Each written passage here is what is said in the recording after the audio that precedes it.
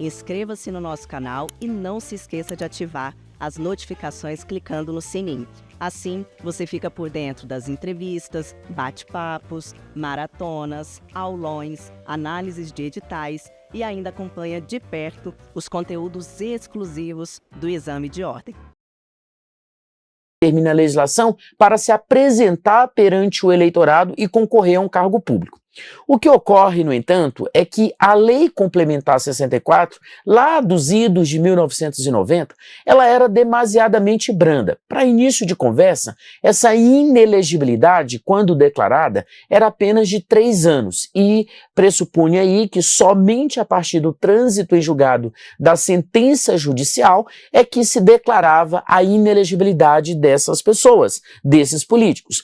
Na prática, então, essa lei se transformava em algo um tanto quanto inócuo, né? Porque além da demora para se conseguir finalmente ter a condenação no trânsito pelo já em definitivo, né? O trânsito em julgado de uma condenação de um determinado político, havia outros subterfúgios utilizados pelos políticos para evitar, nesse caso, o alcance dessa legislação. E um dos mais comuns que a gente verificava foi justamente o que acontecia com candidatos que acabavam sendo cassados ou que estavam com o processo ali de cassação dos seus mandatos nas casas legislativas. Estamos falando aqui principalmente de deputados, senadores, vereadores, que quando aberto o processo de cassação no Conselho de Ética na respectiva casa, esses candidatos, esses políticos, melhor dizendo, né, esses deputados, vereadores, eles então analisando ali o clima, a situação, a temperatura na casa legislativa, percebendo a possibilidade de eventualmente vir a ter o seu mandato cassado, então o que eles faziam? Iam lá e renunciavam ao mandato. Ao renunciar ao mandato, o que nós tínhamos? Acabava, então, se arquivando o processo por perda de objeto e, consequentemente, esse candidato não era cassado e, portanto, acabava não ficando inelegível. Na eleição seguinte, estava lá ele novamente, esse político, né, esse deputado, esse senador, esse vereador, numa próxima eleição, se candidatando novamente, e aí, muitas vezes, ganhava essa eleição e permanecia ali, portanto, com o mandato, sem ter sofrido nenhum tipo de punição. Nós tivemos aí uma alteração com a Lei Complementar 81, que promoveu uma mudança com relação ao tempo da inelegibilidade. Se essa inelegibilidade antes era de 3 anos, com a Lei Complementar 81, passou para 8 anos. Mas o problema permaneceu, justamente porque esses políticos acabavam sempre que estavam ali na berlinda, podendo ter o seu mandato cassado e eventualmente ficar inelegível pelo prazo de 8 anos, eles renunciavam ao mandato e resolvia a situação, eleição seguinte, estavam ali novamente concorrendo ao pleito eleitoral. Veio então em 2010 a Lei Complementar 135, mais conhecida como a Lei da Ficha Limpa. E aí ela vai promover uma série de alterações importantes, como a fixação do prazo de 8 anos como marco básico para a questão das inelegibilidades. Ela também vai definir a possibilidade dessa inelegibilidade ser maior do que 8 anos em algumas hipóteses, em alguns casos, certo? Ela ainda traz ali a possibilidade de que esse eleito e que agora está com o mandato sob possibilidade de cassação em razão de quebra de decoro parlamentar, estamos falando aqui justamente dos nossos parlamentares, a partir do momento em que o processo é aberto na comissão de ética da Casa Legislativa, o que acontece? Ele agora não pode mais renunciar sob a alegação de que haveria perda de objeto e, consequentemente, ele não teria mais a questão da inelegibilidade incidindo sobre ele. Com a Lei da Ficha Limpa, uma vez aberto o processo de cassação no Conselho de Ética, acabou. Então, mesmo que ele venha renunciar, ainda assim permanecerá inelegível pelo prazo de 8 anos. E qual foi a primeira mudança que nós tivemos aqui? Foi justamente que Essa inelegibilidade, na redação original da lei da ficha limpa, ela pressupõe que ela será pelo tempo de 8 anos somado ao tempo restante do mandato daquele que perdeu o seu mandato, seja de governador, de prefeito, de senador, presidente, o deputado federal, o vereador, não interessa. Ou seja, quanto tempo falta para o mandato, mais 8 anos. Esse somatório acaba elevando a inelegibilidade por um tempo, às vezes, bastante longo. O que é que os nossos parlamentares entenderam?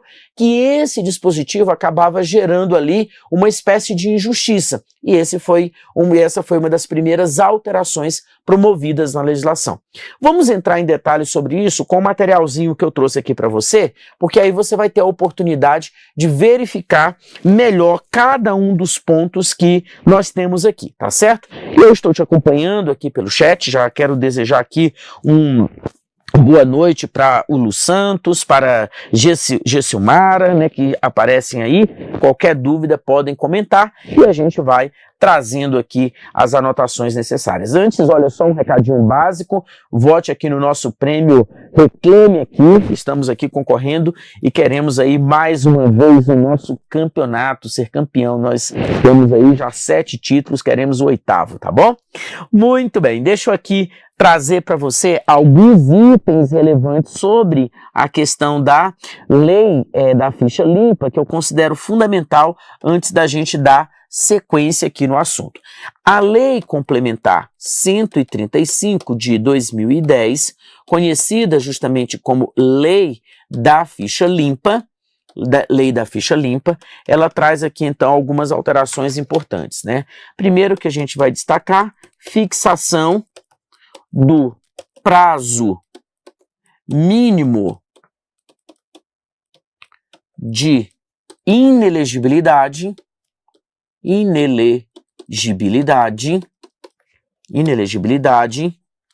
de 8 anos. Veja que essa é a fixação do prazo mínimo, tá? Porque, na verdade, há a possibilidade de que essa inelegibilidade se estenda por um tempo maior do que 8 anos. Agora, veja uma alteração importante, porque na redação original da Lei Complementar 64, esse prazo de inelegibilidade seria de apenas 3 anos. E aqui, com a Lei da Ficha Limpa, fixa-se esse prazo em 8 anos, sendo esse, na verdade, um prazo mínimo, podendo ser muito mais do que isso, conforme a leitura que a gente vai destacar um pouquinho mais à frente.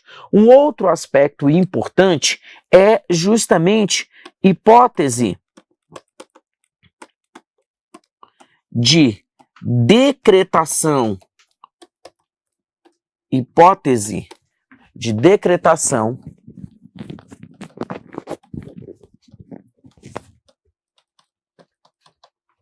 da inelegibilidade a partir da condenação por órgão judicial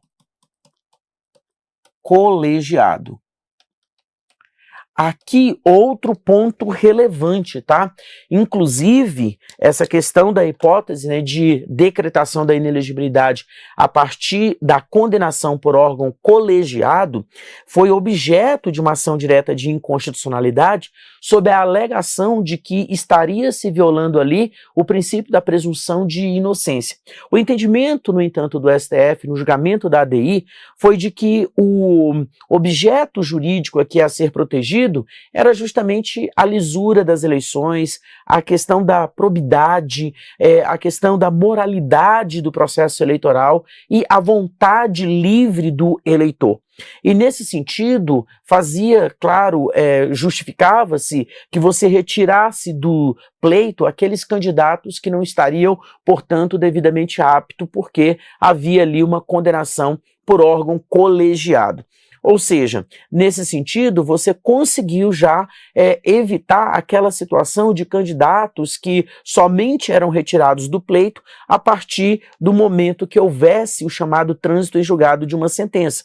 Então, naquele modelo anterior, praticamente a lei se transformava em algo inócuo, ela não conseguia produzir os efeitos pretendidos, porque dificilmente se chegava a essas condições. Além de um tempo muito curto de inelegibilidade, então a gente tinha ainda essa situação do trânsito em julgado como exigência para a decretação da inelegibilidade. Isso foi uma das alterações importantes trazidas aqui pela lei da ficha limpa, né? Algo fundamental nesse aspecto, perfeito? Então, esses são alguns pontos que a gente teve aqui nessa alteração, como a fixação do prazo mínimo de inelegibilidade de 8 anos, hipótese de decretação da inelegibilidade a partir da condenação por órgão judicial colegiado. Então, outro importante aspecto que a gente teve aqui nessa situação. E no caso de parlamentares aqui, um aspecto fundamental aqui que a gente pode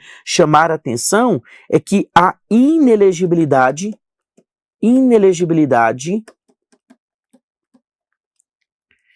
decretada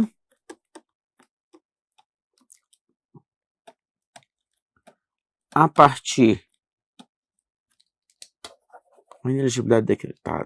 inelegibilidade de parlamentares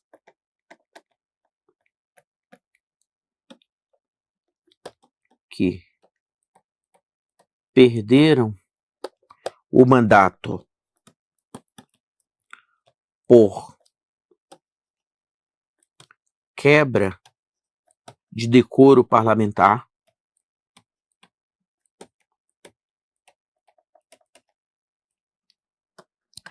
decretada mesmo após renúncia antes do julgamento e após aberto o processo no Conselho de Ética.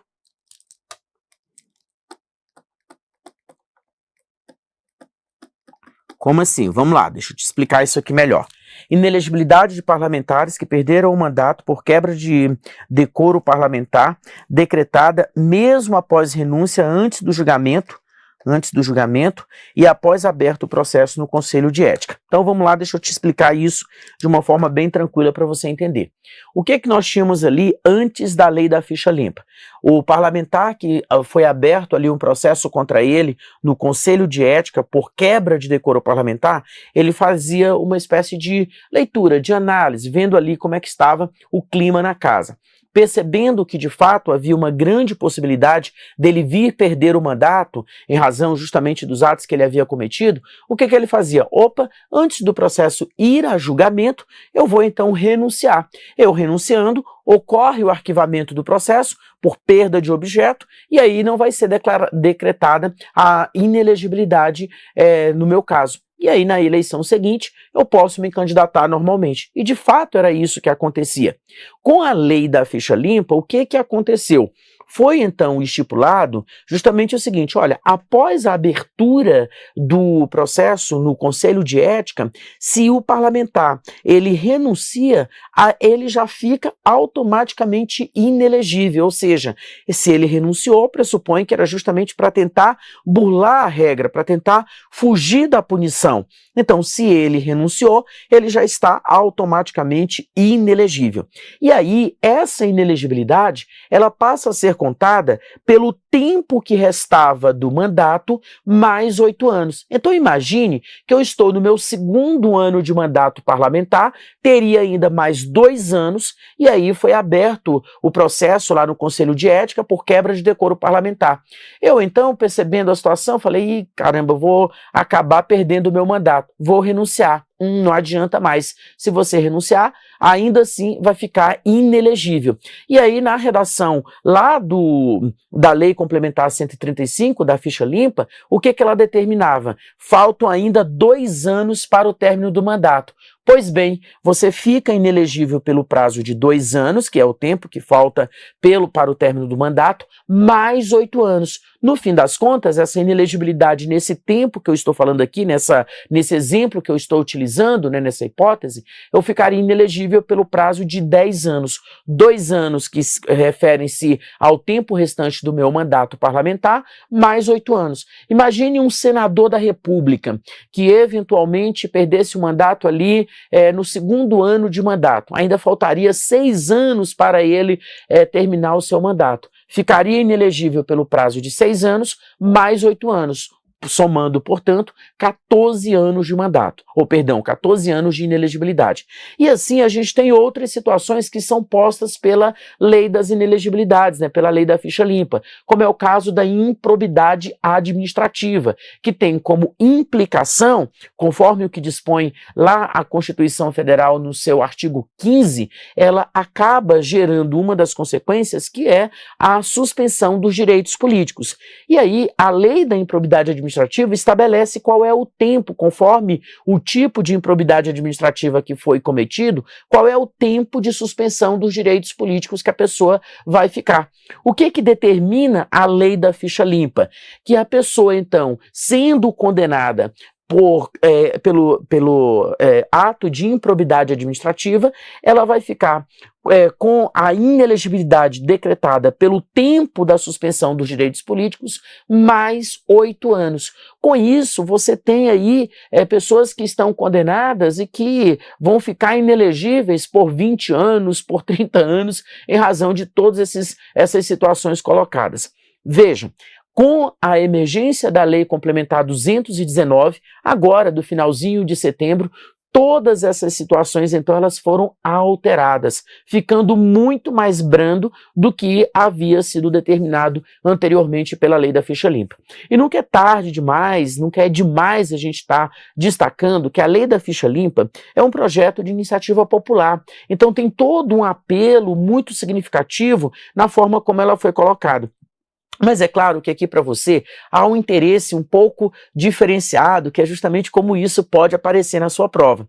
E eu já te adianto que aqui o assunto tratado ele tem um potencial de aparecer tanto lá em direito administrativo, direito constitucional e aqui em direito eleitoral. Porque vai mexer com todas essas possibilidades, com todas essas situações. A gente está falando de questões que envolvem suspensão dos direitos políticos e inelegibilidade, a gente está falando de questões que envolvem a improbidade administrativa e a inelegibilidade. Então são questões, são temas que eles são transversalizados, aparecendo tanto aqui no direito eleitoral, como lá no direito administrativo e lá no direito constitucional.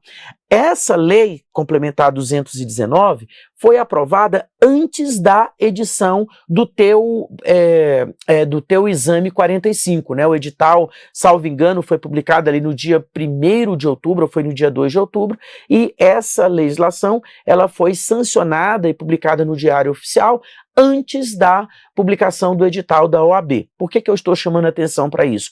Porque nesse caso o examinador já pode cobrar esse assunto nesse próximo exame. Por isso que eu estou trazendo aqui os pontos centrais para você já ficar antenado, já ficar atualizado. Depois eu trago para você aulas específicas na nossa plataforma com a atualização detalhada de cada ponto. Mas aqui eu já te apresento os itens centrais que poderão ser objeto de alguma questão pelo examinador, beleza? Vamos voltar aqui para o nosso material para a gente poder acompanhar direitinho cada um desses pontos que eu quero chamar a sua atenção, beleza? Então, olha só, vamos começar aqui destacando o que está posto lá na nossa Lei Complementar 64 de 1990, que fala assim, ó, são inelegíveis para qualquer cargo. Aí nós temos aqui no inciso 1º, a linha B, conforme a redação dada pela Lei Complementar 81, dizendo assim: os membros do Congresso Nacional, das Assembleias Legislativas, da Câmara Legislativa e das câmaras municipais que hajam perdido os respectivos mandatos por infringência do disposto nos incisos 1 e 2 do artigo 55 da Constituição Federal, dos dispositivos equivalentes sobre perda de mandato das Constituições estaduais e leis orgânicas dos municípios e do Distrito Federal para as eleições que se realizarem durante o período remanescente do mandato para o qual foram eleitos e nos 8 anos subsequentes ao término da legislatura. Então veja que aqui a Lei Complementar 81, conforme eu já havia anunciado para você, ela já vai trazer aqui uma alteração importante na Lei Complementar 64 com relação ao tempo de inelegibilidade, porque na redação original eram apenas 3 anos de inelegibilidade. Então a Lei Complementar aqui 81, ela já traz essa alteração passando para 8 anos. Mas essa alteração da Lei Complementar 81 fica restrita à linha B do inciso 1º do artigo 1º da Lei 64, ok? Bem, depois a gente vai perceber que a Lei da Ficha Limpa vai ampliar essas inelegibilidades, beleza? Então ela vai justamente fazer essa ampliação aqui. E aí o Severo está informando aqui para a gente algo extremamente também importante que ela fixou nessa alteração, dentre as alterações trazidas pela Lei Complementar 219, foi a fixação do prazo de inelegibilidade, naquele caso lá, principalmente da improbidade administrativa, para no máximo 12 anos. Quer dizer, então, foi deixando algo bem mais brando, por assim dizer, a questão das inelegibilidades conforme o que a gente tem a partir dessa implementação da lei. Só chamar a tua atenção para um aspecto importante, porque já há protocolado no STF uma ADI em relação a essa legislação, que foi protocolada pelo PSOL, pelo Partido Socialismo e Liberdade, justamente alegando que há tanto um vício formal na aprovação dessa lei, isso porque houve uma alteração de alguns dispositivos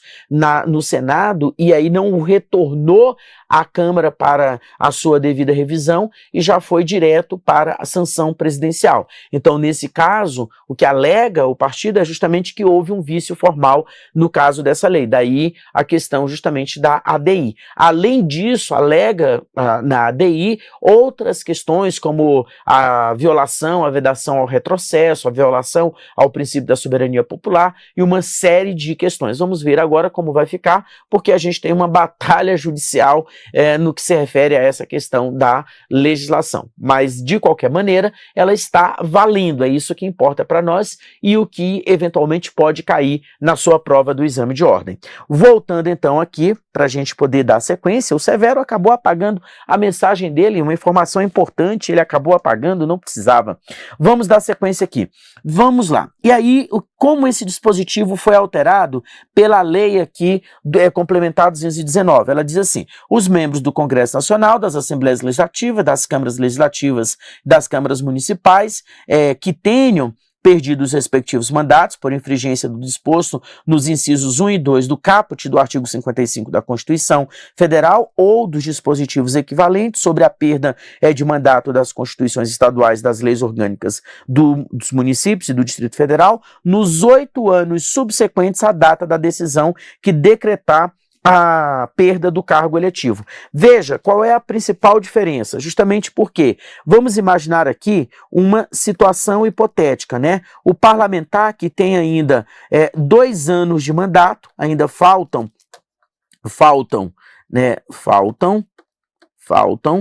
2 anos de mandato, 2 anos de mandato. E aí ele perde o mandato. O que é que vai acontecer nesse caso? A inelegibilidade seria 2 mais 8, Porque teria aqui uma situação em que, como ele perdeu o mandato, ainda faltando 2 anos para o término do mandato dele, ele fica inelegível pelo prazo de 2 anos mais 8 anos. A partir da redação trazida aqui pela Lei Complementar 219, ele vai ficar inelegível apenas por 8 anos. Então a inelegibilidade nesse caso, ela ficou adstrita ao período de 8 anos. Não se soma mais esse prazo que a gente está destacando. Então imagina, estamos aqui no ano de 2025, eu sou senador da República, estou na primeira legislatura, então estou aí caminhando para o término do meu 3º ano de mandato, perfeito? Eu tenho ainda mais de 5 anos de mandato. Acontece que por infringência ali de alguma regra que levou a perda do meu mandato, eu fiquei, portanto, agora inelegível. Pela regra anterior, somaria essa inelegibilidade os 5 anos restantes de mandato, mais 8 anos, né? Mais 8 anos. Então, eu ficaria inelegível pelo prazo de 13 anos. Com a definição agora da Lei Complementar 219, eu perdi o mandato agora, em 2025. O que vai acontecer? Fico inelegível apenas pelo prazo de 8 anos. Esse período de 5 anos aqui, ele já vai ser descartado, ele não vai ser mais somado à inelegibilidade. Isso quer dizer que antes, se eu ficaria inelegível por 13 anos, no somatório aí dos tempos, agora apenas 8 anos. Ficou muito mais benéfico para esse político que acabou cometendo essa infringência a alguma regra e levando à sua perda de mandato, beleza? Então é esses prazos aí que você tem que ficar atento, porque aí a FGV, ela pode colocar justamente na sua questão uma situação como essa: fulano de tal que perdeu o mandato por quebra de decoro parlamentar, estava ali faltando 3 anos para o término do seu mandato. Ante a redação estabelecida pela regra da lei da ficha limpa, pela regra, né, das inelegibilidades, o fulano de tal deverá ficar inelegível pelo prazo de, e aí você vai ter que observar que em se tratando agora da redação dada pela Lei Complementar 219, esse prazo de inelegibilidade fica restrito ao prazo de 8 anos, contado a partir do momento em que ele perdeu o mandato. Vamos dar uma olhada aqui. Há um ponto trazido, né, alguns outros itens aqui que são comuns. Deixa eu ver aqui só a participação de vocês. O Severo está fazendo um comentário justamente o seguinte: se nesse caso não geraria uma inelegibilidade ad eterno, né, se não geraria uma situação aí talvez até injusta. Bem, foi justamente essa a alegação trazida pelos parlamentares, dizendo que nesse caso você poderia simplesmente acabar com a carreira de um determinado político. Eu moro no Distrito Federal e a gente tem aqui o ex-governador que foi condenado lá em 2010, salvo engano, justamente por improbidade administrativa, e são 5 condenações que ele sofreu, e aí ele está inelegível por muitos anos aí, justamente porque somaram-se todas essas situações em que há a suspensão dos direitos políticos em razão da improbidade administrativa, e aí a suspensão dos direitos políticos tem como consequência a inelegibilidade, e pela redação da ficha limpa, soma-se a essa suspensão dos direitos políticos o período de 8 anos. Então ele está inelegível aí por um tempo bastante significativo. Qual a alegação do pessoal, né, dos políticos, que nesse caso gera uma situação de injustiça, porque você praticamente elimina a carreira política de uma pessoa em razão de uma condenação como essa. Há aqueles outros que entendem que isso é justo, porque se o indivíduo cometeu atos dessa natureza, acaba sendo gravoso demais, e então essa inelegibilidade seria mais do que justa, tá? Aí entra numa análise de opinião das pessoas, daquilo que elas pensam sobre o tema, tá ok? Muito bem. Dando sequência, deixa eu destacar aqui outro elemento importante, que é justamente o seguinte: da mesma forma que os parlamentares, os governadores e o vice-governador de estado, o prefeito, o vice-prefeito que perca os seus cargos eletivos por infringência a disposto da Constituição, da Lei Orgânica do Distrito Federal ou da Lei Orgânica do município para as eleições da Constituição Estadual, né, para as eleições que se realizarem durante o período remanescente e nos 8 anos subsequentes ao término do mandato, o qual tenham sido eleitos. Então, o mesmo raciocínio, a inelegibilidade aqui, ó, a inelegibilidade, ela também a mesma situação que a gente viu lá para os parlamentares. Então, seria o tempo restante do mandato tempo restante do mandato mais 8 anos, beleza? Então, se a pessoa perdeu o mandato aqui, faltando 3 anos, faltando um ano, né? Faltando um ano para terminar o seu pleito ali, né? Para terminar o exercício do mandato, melhor dizendo, o que que acontece? Somaria o tempo restante do mandato mais 8 anos. O que que a Lei Complementar 219 fez? Restringiu ao período de 8 anos, contado a partir do momento da condenação. Então, o indivíduo perdeu o mandato, a partir do momento que ele perdeu o mandato, começa a contar o prazo de 8 anos. Terminou esse prazo de 8 anos, ok, beleza, não temos mais aí, então, a inelegibilidade dessa pessoa, perfeito? Então, da mesma maneira, aconteceu lá com os parlamentares, acontece aqui também com os prefeitos e com os governadores de estado. Tivemos com isso uma alteração significativa nesse caso, porque ela vai permitir que pessoas retornem à vida pública um tempo anterior do que aconteceria se ainda estivesse vigente a redação original da lei da ficha limpa. Bem, aqui a gente tem um outro ponto que eu quero chamar a tua atenção, que diz respeito à linha E do artigo 1º, inciso 1º. O que que esse dispositivo traz para nós? Ele vai dizer aqui que a inelegibilidade a ser decretada contra aquelas pessoas que cometeram algum crime, e aí ele vai elencar 10 tipos de crimes aqui, e essa inelegibilidade sendo estabelecida pelo tempo da pena mais 8 anos de inelegibilidade. Então vou te dar aqui um exemplo muito comum, o caso da pessoa que eventualmente foi condenada pelo crime de tráfico de entorpecentes. Imaginemos que essa pessoa foi condenada pelo tempo por uma pena de 10 anos de reclusão.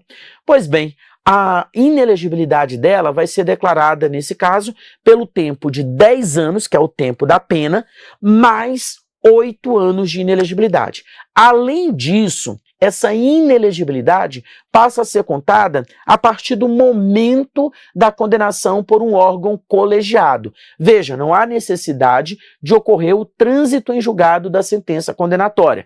Ocorreu aqui a condenação por um órgão colegiado, já começa a contar o prazo de inelegibilidade dessa pessoa. E aí ela fica inelegível pelo prazo da pena, pelo tempo da pena, mais 8 anos.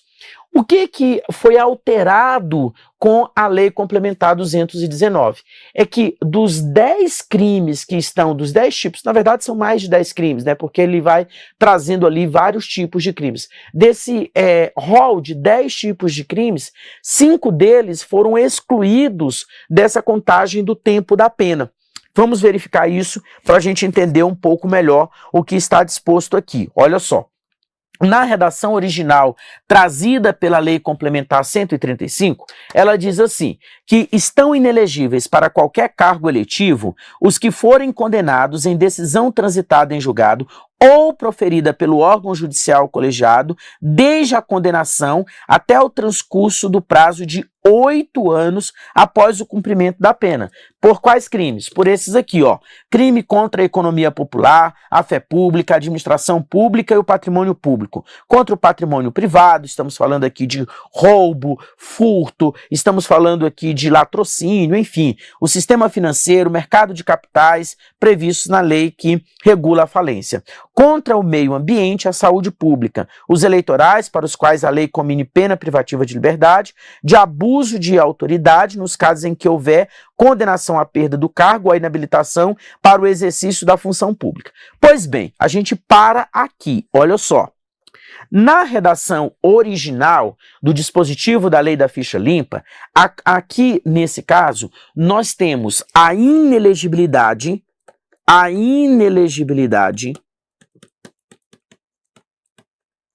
declarada a partir do momento que ocorreu a condenação por órgão judicial colegiado.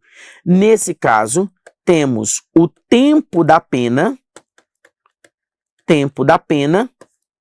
mais 8 anos. Beleza? O que a Lei complementar 64, perdão, a lei complementar 219, ela fez. Ela pegou esses itens aqui, ó, perdão, volto aqui, esses itens 1, 2, 3, 4 e 5 e retirou esse período aqui do tempo da pena. Então imagine, por exemplo, alguém que cometeu o crime de furto qualificado e que foi condenado a uma pena, por exemplo, de 5 anos, beleza? Pela redação original aqui da lei da ficha limpa, a pessoa ficaria inelegível pelo prazo de 5 anos, a contar da condenação por órgão colegiado, mais 8 anos. No nosso exemplo em questão, essa inelegibilidade seria, portanto, de 13 anos, beleza? Desde a condenação por órgão colegiado até ali o transcurso de 8 anos após o cumprimento da pena.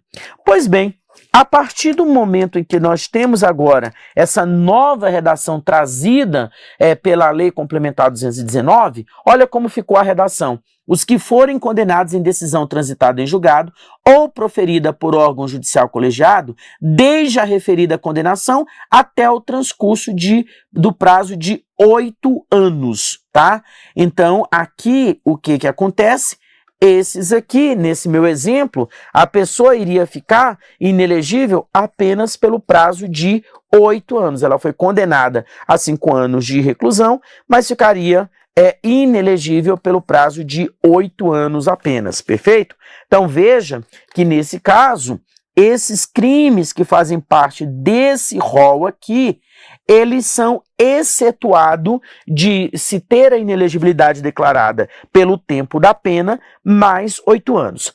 O legislador apenas fez aqui, estabeleceu uma exceção com relação aos crimes contra a administração pública que permaneceram com a legislação anterior. Então, veja só, para esses outros crimes aqui, que são os crimes a partir do número 6 aqui, ó, esse outro rol aqui, então, lavagem, ocultação de bens, tráfico de entorpecentes, racismo, tortura, terrorismo e crimes hediondos, redução à condição análoga à escravidão, contra a vida e a dignidade sexual, praticados por organização criminosa, quadrilha ou bando, e também os crimes contra a administração pública. Nesse caso, permaneceu o que estava disposto na redação anterior. Tempo da pena, mais 8 anos. Então, a decretação de inelegibilidade, nesse caso, permanece aqui, tempo da pena, mais 8 anos. Já os outros, não, né? Esses outros aqui, né? Esses aqui, ó, esses aqui não. Esses aqui vão ficar inelegível apenas pelo prazo de 8 anos, conforme determinação daqui do artigo da Lei Complementar 219. Beleza? Um outro ponto relevante é que, com a alteração da Lei Complementar 219 aqui trazida, a gente tem um importante aspecto para ser considerado, que é justamente o seguinte, veja só, imagina que a pessoa foi condenada por um determinado crime, e aí ocorreu ali a manutenção dessa condenação por um órgão colegiado. Perfeito, ele passou então a ficar inelegível a partir daquele momento. Só que essa pessoa recorreu também dessa decisão. Imagine ali o caminho relativamente comum que acontece com diversos casos. A pessoa foi condenada pelo juízo de primeiro grau, apelou dessa decisão, foi para o tribunal então foi lá, manteve a decisão inalterada, permaneceu a condenação, a partir daquele momento a pessoa agora já está inelegível, perfeito? Então vamos imaginar que o crime seja um desses aqui do rol da linha E do artigo 1º, inciso 1º, da Lei das Inelegibilidades. Então essa pessoa está inelegível a partir do momento que ocorreu a sua condenação por órgão colegiado. Perfeito, beleza. Aí ela recorreu dessa decisão também do tribunal, subiu lá para o STJ, vamos imaginar assim. Enquanto isso, ele está já inelegível. É claro que pode ocorrer a suspensão conforme decisão judicial, né? Uma decisão liminar, é possível, nesse caso, a suspensão. Mas imaginemos aqui que ele permanece inelegível. Finalmente, passaram ali, digamos, 2 anos entre essa condenação pelo tribunal aqui, pelo TJ, e a condenação definitiva pelo STJ, se passaram aqui o prazo de 2 anos, se passou o prazo de 2 anos. O que ocorre nessa situação? Ele já estava inelegível pelo prazo de 2 anos e agora permanece a sua condenação. Finalmente ele vai cumprir a pena a partir de agora. Imagine que a pena dele é de 10 anos e aí manteve-se essa pena de 10 anos. Veja que ele já estava inelegível desde a condenação pelo órgão colegiado e passaram-se aqui no nosso exemplo 2 anos e agora veio a confirmação, né, o trânsito em julgado dessa sentença, de fato 10 anos de condenação. Então, ele já está inelegível por 2 anos, o tempo da pena agora, 10 anos, vai ficar inelegível pelo prazo de 10 anos, mais 8 anos de inelegibilidade. Nesse nosso exemplo aqui, essa pessoa ficaria inelegível pelo tempo de 20 anos. O que a lei da ficha limpa, o que a lei complementar 219 estabeleceu? Que, nesse caso, essa inelegibilidade passa a ter como marco inicial a condenação pelo órgão colegiado, independentemente das condenações posteriores, então elas não vão se somar nesse caso. Então imagina a situação em que o indivíduo vai ficar inelegível pelo prazo de 10 anos em razão de uma determinada pena. Então o marco inicial vai ser justamente essa condenação pelo órgão colegiado, e não a partir do trânsito em julgado da sentença condenatória. Com isso também há um encurtamento do tempo de inelegibilidade da pessoa. Nesse caso aqui, talvez até seja justo, né, essa situação para a gente colocar. Bem, dando sequência aqui, temos mais alguns pontos para serem considerados, né, para serem analisados aqui, e aí a gente tem aqui a linha I, que vai dizer assim para a gente, L, perdão, que vai dizer assim para a gente: os que forem condenados à suspensão dos direitos políticos em decisão transitada em julgado ou proferida por órgão colegiado por ato doloso de improbidade administrativa que importe a lesão ao patrimônio público e enriquecimento ilícito, desde a condenação ou trânsito em julgado até o transcurso do prazo de 8 anos após o cumprimento da pena. Então veja só, aqui a gente tem o caso da inelegibilidade em razão de ato doloso de improbidade administrativa. Estamos falando de improbidade administrativa.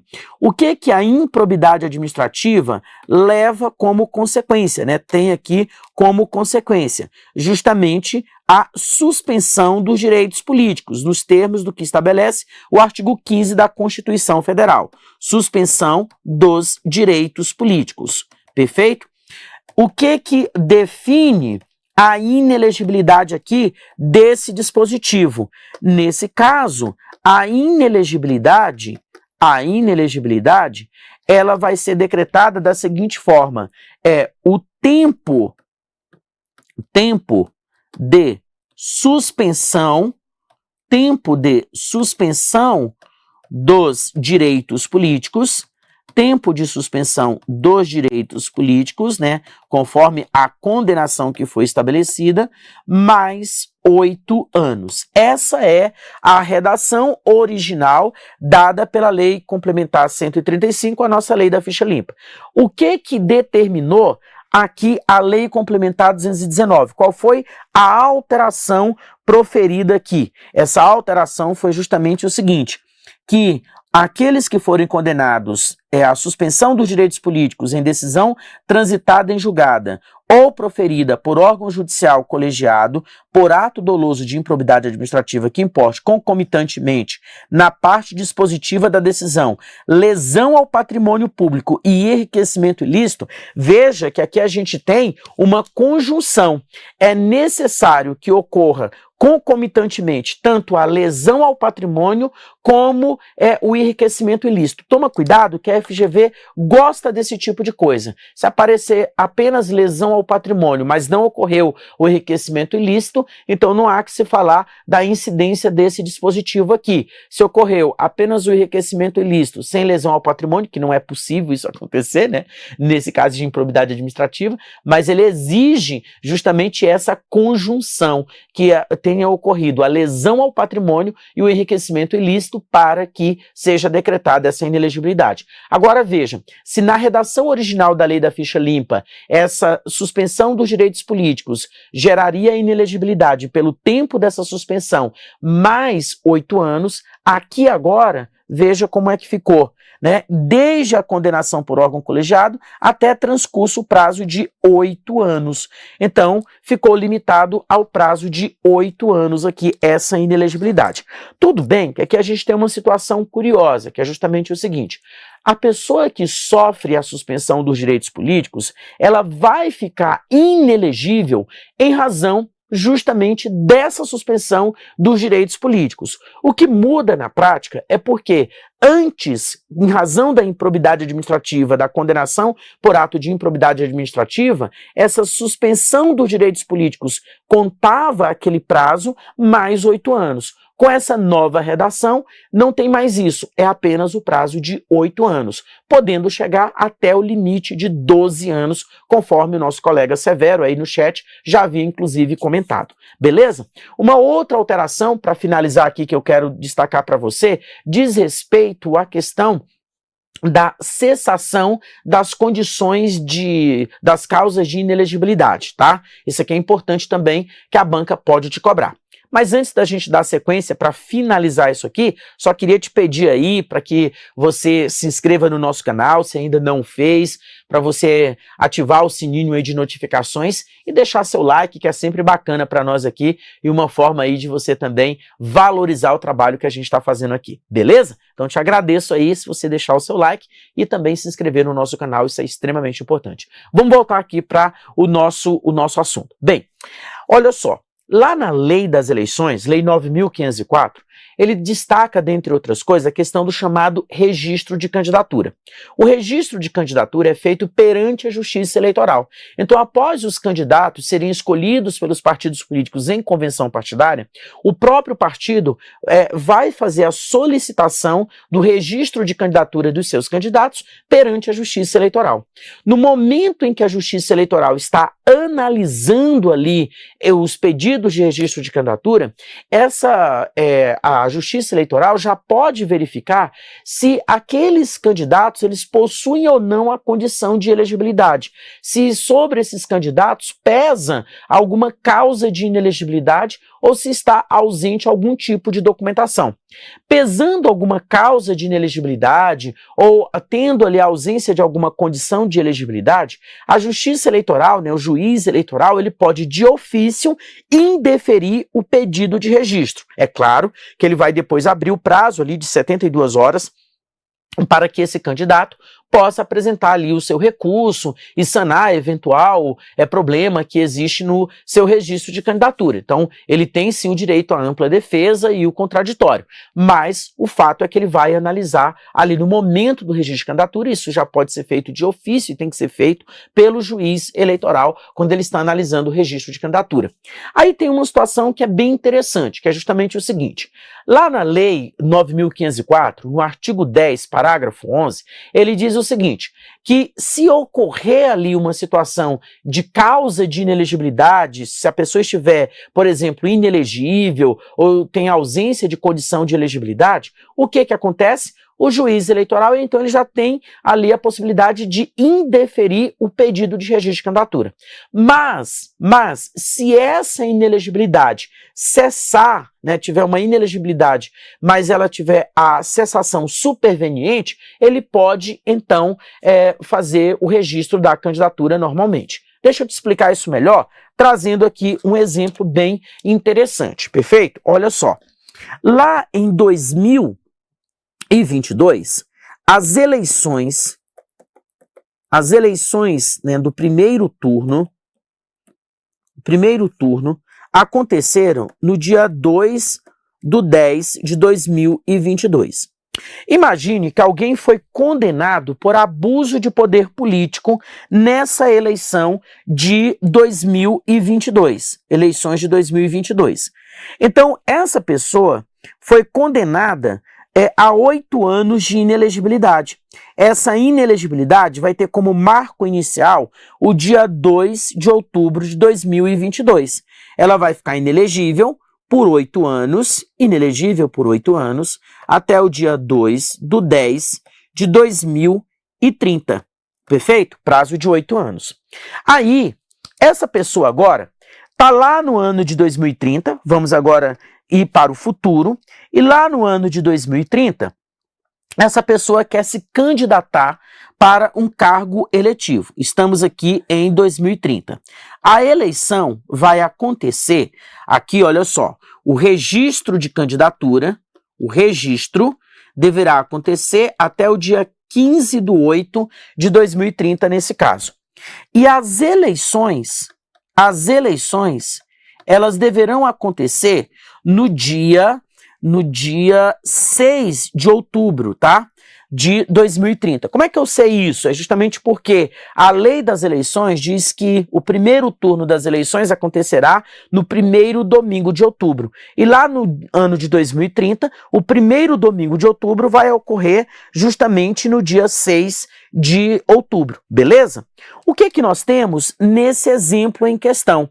O nosso pretenso candidato, aqui o nosso pré-candidato, ele está inelegível até 2030, mas a sua inelegibilidade, ela vai se encerrar no dia 2/10/2030. O que acontece? Quando ele for fazer a solicitação do registro de candidatura, ele estará inelegível, a inelegibilidade dele ainda não se cessou. Mas como ocorrerá uma inelegibilidade, essa cessação superveniente da inelegibilidade dele, ó, ela vai cessar.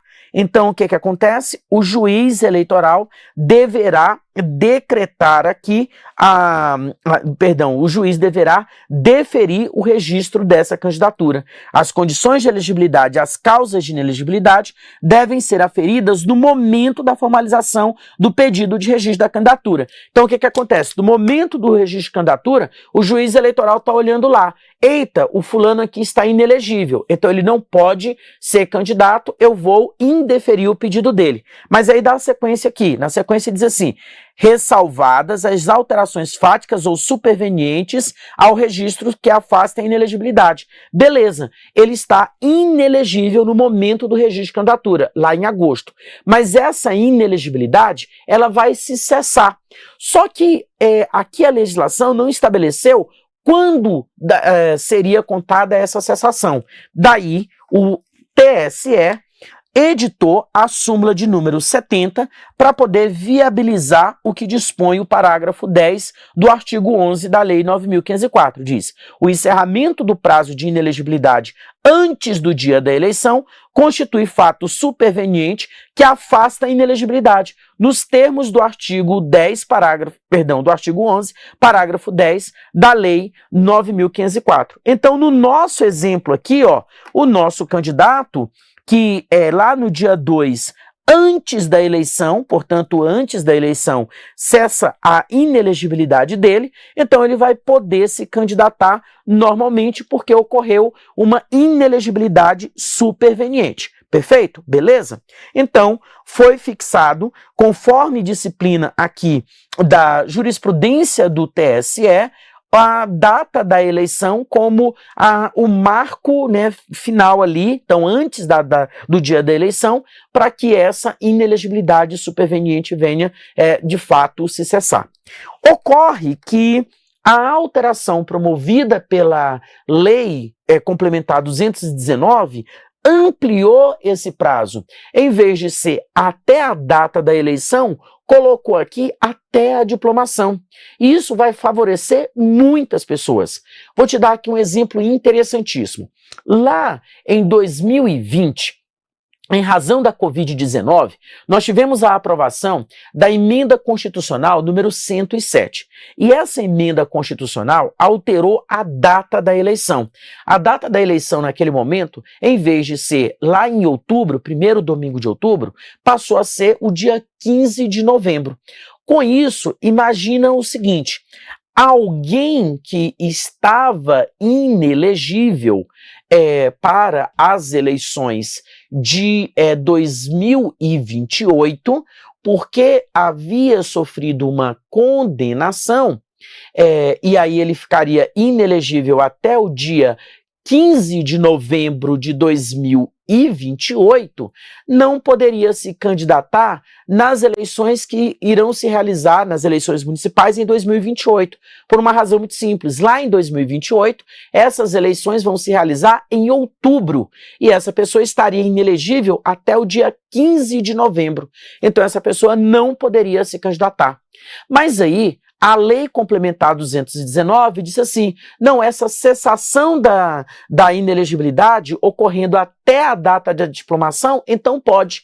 Então, com isso, vai liberar essas pessoas que foram condenadas por abuso de poder econômico, abuso de poder político, nas eleições de 2020, que ficaram inelegíveis por 8 anos e em 2028 não poderiam se candidatar, agora elas vão poder. Olha como ficou a redação, tá? Vamos aqui voltar para o que dispõe. Então, esse dispositivo aqui, ele foi revogado, tá? Ele foi revogado pela Lei Complementar 219. E a nova redação diz assim: as condições de elegibilidade e as causas de inelegibilidade devem ser aferidas no momento de formalização do registro de candidatura, sem prejuízo do reconhecimento pela Justiça Eleitoral de ofício ou mediante provocação das alterações fáticas ou jurídicas supervenientes que afastem ou extingam a inelegibilidade, incluindo o encerramento do seu prazo desde que constituídas até a data da diplomação. Então, se essa diplomação, que normalmente acontece ali na segunda ou terceira semana de dezembro, vai permitir que todas essas pessoas que não conseguiriam ser candidatas justamente por estarem inelegíveis em razão dessas condenações aí anteriores, lá, por exemplo, em 2028, já serão beneficiadas com essas alterações aqui. Beleza? Bem, eu trouxe aqui para você, nesse evento, as principais alterações que, na minha experiência com a prova da OAB, tem maior possibilidade, maior probabilidade de aparecer na sua prova, beleza? Mas, para nossa próxima semana aí, mais especificamente na sexta-feira, dia 17, estarei contigo numa aula às 11 horas da manhã, trazendo o detalhamento de todas essas mudanças, trabalhando a completude da Lei Complementar 219. A gente tem outros dispositivos que eu não trouxe aqui porque não havia tempo hábil para fazer essas observações, tá? Mas fica aqui aquele ponto, né? Ficam aqui aqueles pontos essenciais que podem aparecer na sua prova. E como eu falei lá atrás, o fato dessas alterações terem ocorrido antes da edição do teu edital, então sim, a banca pode cobrar esse assunto. E esse assunto que eu tratei aqui contigo, ele tem potencial tanto de aparecer em direito constitucional, em direito administrativo, como também aqui na nossa disciplina de eleitoral. Veja que é um assunto bastante interessante, complexo, com uma amplitude significativa, beleza? Qualquer dúvida que você tenha, utilize aí os canais oficiais do GRAN para que a gente possa bater um papo legal. Ou então, o meu Instagram, tá? @Odair José Professor, e aí a gente bate aquele papo bacana e eu vou te ajudar aí nessa sua preparação. Um abração, obrigado aí por tua atenção e até a nossa próxima aula.